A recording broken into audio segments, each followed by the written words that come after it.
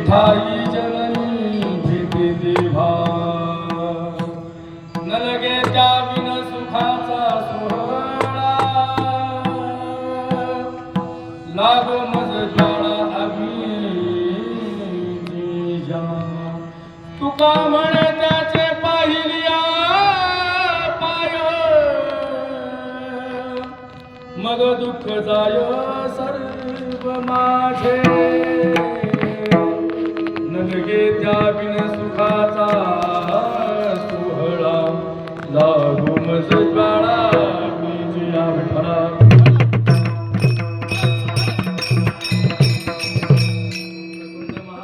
सूर्यकोटी समप्रभ निर्विघ्नं कुरु मे देव सर्वकार्येषु सर्वदा मनोजवं मारुततुल्य वेगं जितेन्द्रियं बुद्धिमतां वरिष्ठं वातात्मजं वानरयूथमुख्यं श्रीरामदूतं शरणं प्रपद्ये श्रीरामदूतं शरणं प्रपद्ये ज्ञानेशं ज्ञानमूर्तिं च साक्षात् प्रेमस्वरूपिणीं नामदेवदयामूर्तिं नाथं वन्दे पुनः पुनः तुकाराम महाराज भक्तराज चतुष्टकं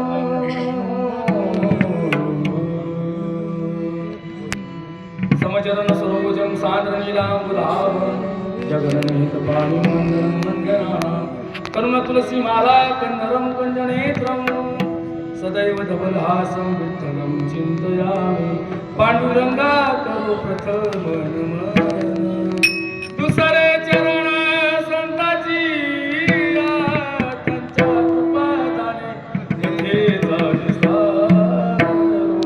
बाबाजी सद्गुरुदास तुकार जयांचे केलिया स्मरण होय सकळ विद्यांचे अधिकरण ते जीवन दुसरी चरण श्री गुरूंचे ते नमस्कार होणी आता काय माझी वाणी मानेल संतासी रंजवू चिंतासे आपुरी या सेवे लागी सेवक झालो तुमच्या लागलो निज चरणा अहो स्वामी तू गया देवा त्यावरी न करावा अभेद विठाला विठाला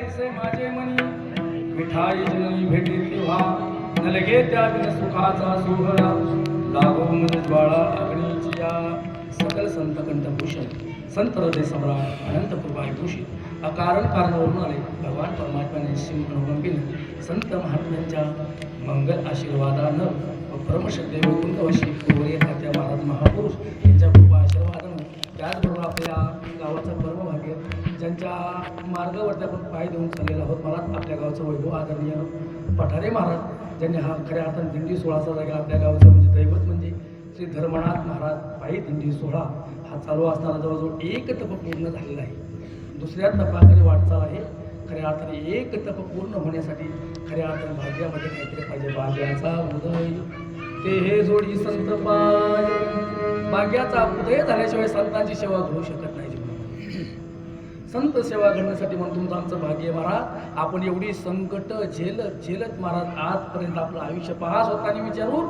आपलं आयुष्य किती चालू आहे आपलं पाठीमागच्या आयुष्यामध्ये प्रकाश टाका महाराज खऱ्या अर्थानं आपल्या धर्मनाथ महाराजांना वाचवले हे आपलं परम भाग्य का वाचण्यासाठी महाराज काय ते सुकृतच पाहिजे महाराज त्याच्याशिवाय कार्य या दिंडीचं वैभव महाराज अनेक महाराज मंडळी असतील मला काही नाव द्यात नाही वाचायचं म्हणलं आणखी वेळ झाली परंतु खऱ्या अर्थानं तन मन धनाने खऱ्या अर्थाने या दिंडीमध्ये सेवा करणारे असतील वाहन चालक असतील देणगीदार असतील त्याचबरोबर मला आपलं वाहन मला खऱ्या अर्थानं सौजन्य देतं का बरं आपल्यावरती या संत महात्म्यांच्या जीवनामध्ये उपकारित केले उपकार सांगून काय पाप न करी ऐसी माय धर्मी त्यांच्या देखील पाय दिले अक्षय वेदांगा संतांचे अनंत पटीने उपकारित महाराज का ते जगतामध्ये खऱ्या अर्थानं हा पहिले तिरुंदाराने मला हा देह घेऊन धामा गेले दोन बीज आपण जीवनामध्ये साजरा करतो महाराज एक म्हणजे जगद्गुरु तुकोबाराय आणि दुसरी म्हणजे धर्मनाथाची बीज महाराज आजपर्यंत तिसरे कोणाचे अजून करत का नाही दोनच करतो महाराज का बरं हा देह घेऊन निज धामा गेले खऱ्या अर्थानं भवसागर तरुण गेले महाराज जीवनामध्ये अनेक दुःख असतात म्हणून आपण संतांचं जीवनामध्ये आचरण करायचं संत महात्मे जीवन कसं जगले कारण त्या संत महात्म्याने आपल्याला वाट दाखवली का तर आपलं रक्षण करणारा आपल्याला वाचवणारा नवे नवे जगवणारा भगवान परमात्मा आहे, त्यांच्याकडे जा म्हणून असा अभंग खऱ्या अर्थानं मनामध्ये उद्विग्नता निर्माण झाली तुकोबारायांच्या. आणि त्यावेळेस मला खऱ्या अर्थानं जगद्गुरु तुकोबारायांच्या मुखातून हे उद्गार पडले, पंढरीशी जावे ऐसे माझे मनी का बर विठाई जननी भेटे तेव्हा. कारण ज्या वेळेस मला आज तसं जर पाहिलं तर ह्या जगद्गुरु तुकोबारायांचा गाथा म्हणजे पंचमवेद आहे. आपला माथा कसा नीट करायचा हे गाथा शिकवत आपल्याला. जीवनामध्ये आचरण खऱ्या अर्थाने ज्या ज्या वेळेस मला जसा तसा अनुभव तुकोबारायांना तसे तसे उद्गार मुखावाटे पडले महाराज आणि ते अभंग झाले. आपण आपल्या कविता करून आपल्या प्रकाश पुढे येणार. कितीतरी कवी होऊन गेले महाराज, मागं पडले महाराज. का बरं? वाणीमध्ये काहीतरी पवित्रता पाहिजे, ताकद पाहिजे महाराज. आणि पवित्रता महाराज येत असते संतांच्या सेवेने येत असते महाराज. वाणीमध्ये त्याशिवाय येऊ शकत नाही.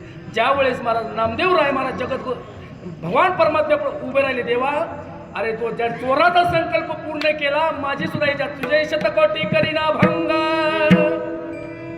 शतकोटी अभंग करीन महाराज. संकल्प तुला पूर्ण करावा लागेल देवा. माझं आयुष्य किती हे मला माहित नाही, परंतु करवणारा तूच आहे, करून घेणाराही तूच आहे. म्हणून नामा म्हणे केशवराजा गेला आणि मग चालवी माझा. देवावरती भार घालायचा म्हणून तुम्ही सर्वजण देवावरती नवे नवे धर्मनाथ महाराजांवरती भार घालून जात आहोत का? तुम्हाला नक्कीच महाराज करा या अर्थाने या पहिले तिरवण्याचं काम ते करणारा त्यात मात्र तिळ मात्र शंका आहे.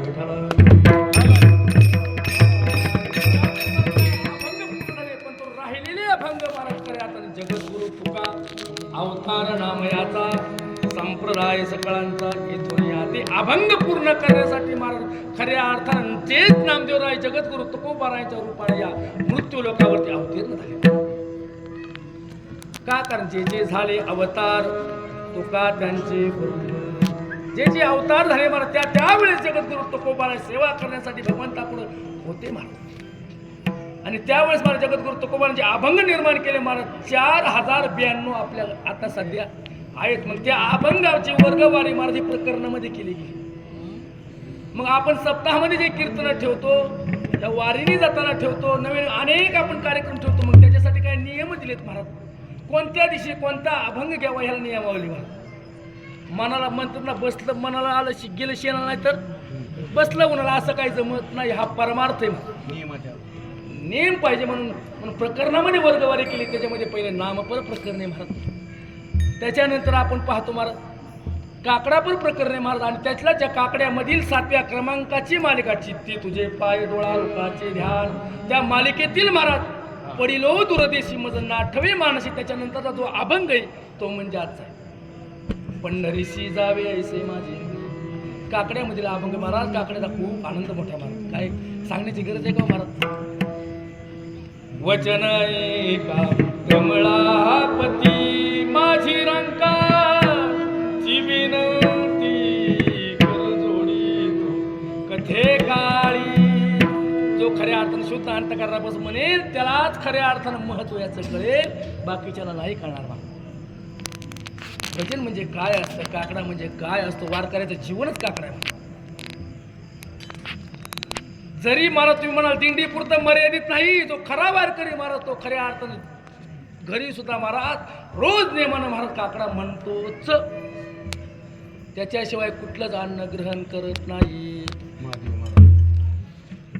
म्हणजे असे जीवनामध्ये नियमाला खूप महत्व आहे महाराज. त्याच्यामध्ये काकड्याचं प्रकरण असेल, त्याच्याबरोबर मला आंधळे पांगळे असतील, वासुदेव असेल, भैरा धानो या जगी, भैरा धानो या जगी, भैरा धानो या जगी,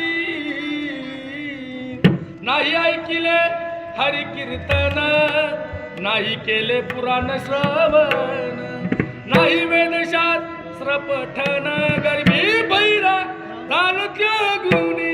काय चालीमध्ये आनंद आहे मला. आंधळ्या पांगळ्यांचा एक विठोबा प्रसवला विश्वतोची सर्व होईल. काय आनंद आहे खऱ्या आता समाधी लागते. पण फक्त इथून अंतःकरणापासून पाहिजे, वर नाही पाहिजे.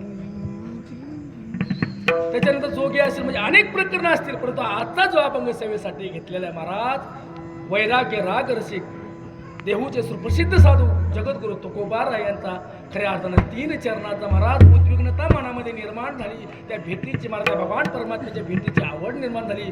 मी कधी त्या भगवान परमात्म्या विठाई जननी भेटली तेव्हा कधी मी त्या देवाकडे का तर देव आमचा सर्वस्वय महाराज. आमचा देव काय बाप आहे, आई, चुलता, सगळे सोय रे, सर्व जर काय असेल तर तो भगवान परमात्मा आहे. तुझी आमची माता पिता, तुझी गुरु बंधू पिता, तुझी इष्ट देवता सदा लक्ष दे आपदे आमते. विठ्ठल माय बाप चुलता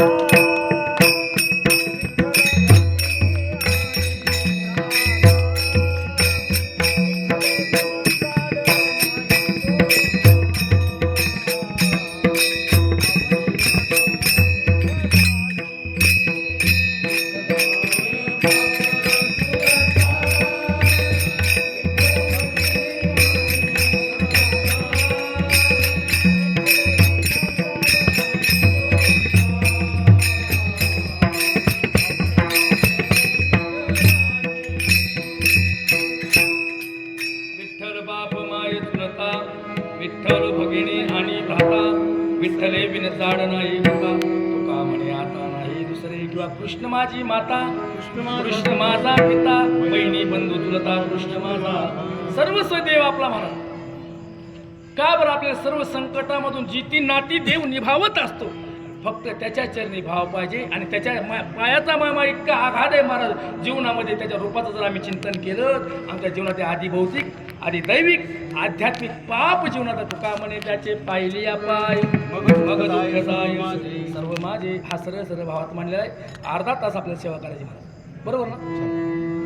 जास्त नाही, कारण दमलेले असतात, वय आता झाल्यामुळं कारण चलणं होत नाही. परंतु त्या भगवंताच्या भजनामध्ये तल्लीन आपण असतो म्हणून त्याच्यामुळं काही वाटत नाही. त्या भजनाच्या आनंदामध्ये खूप महत्वाचे महाराज. इथं जीवनामध्ये दिंडीला शोभा कशाने महाराज? कशाने बसलेले? कशाने माग बसलेले? हो बडबड जाऊ का घरी आम्ही? ती स्वयंपाकात दंगत नाही, स्वयंपाक करा पण काळ बघा करताय. स्वयंपाक करताना बोलला तर उलट ओव्या गातात महाराज. सुंदर माझे